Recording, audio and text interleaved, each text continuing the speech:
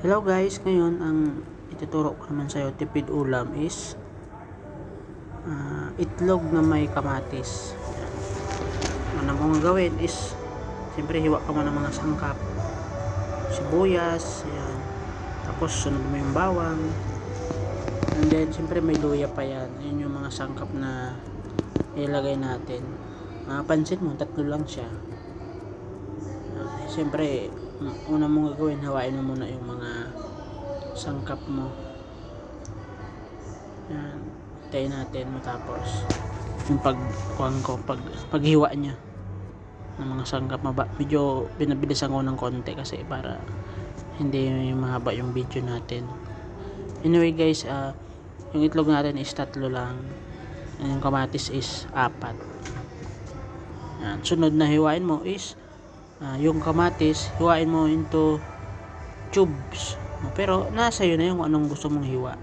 Gusto para sa akin, pero yung ginawa ko is tube lang para mabilis, diba? Ang 4 yan na piraso na kamatis, sakto yan sa 3 itlog.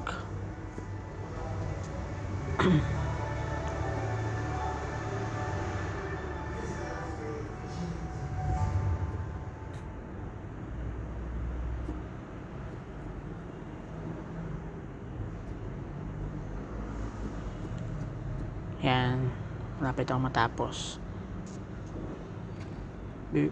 Sunod is yung itlog is kumaga batihin mo na.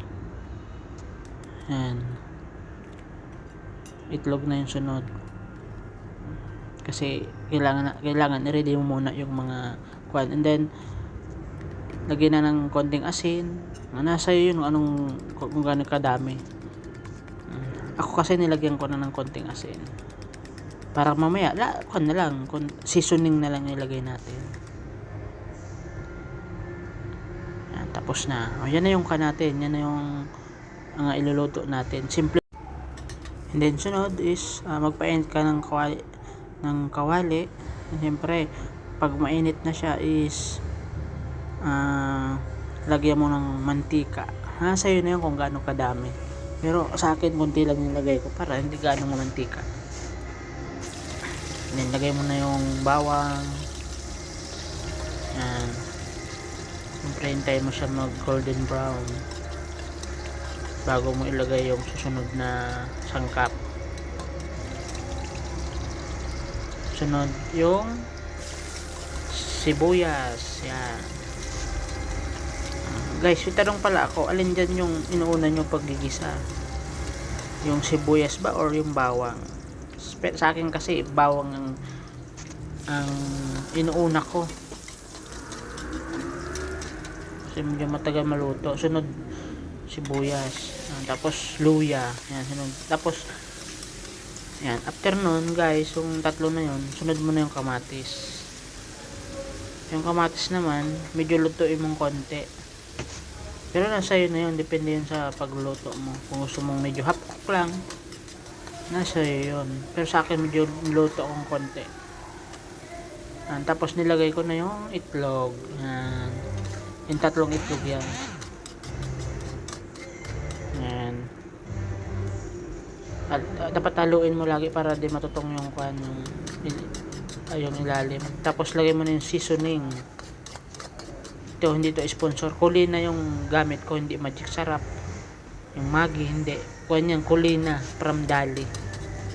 Ayan yung seasoning na ginagamit ko ngayon. Mas mura siya. Mas tipid, diba? And then, haluin mo lang haluin para hindi matutong yung ilalim. Haluin mo lang siya guys hanggang sa parang maging buwagag siya.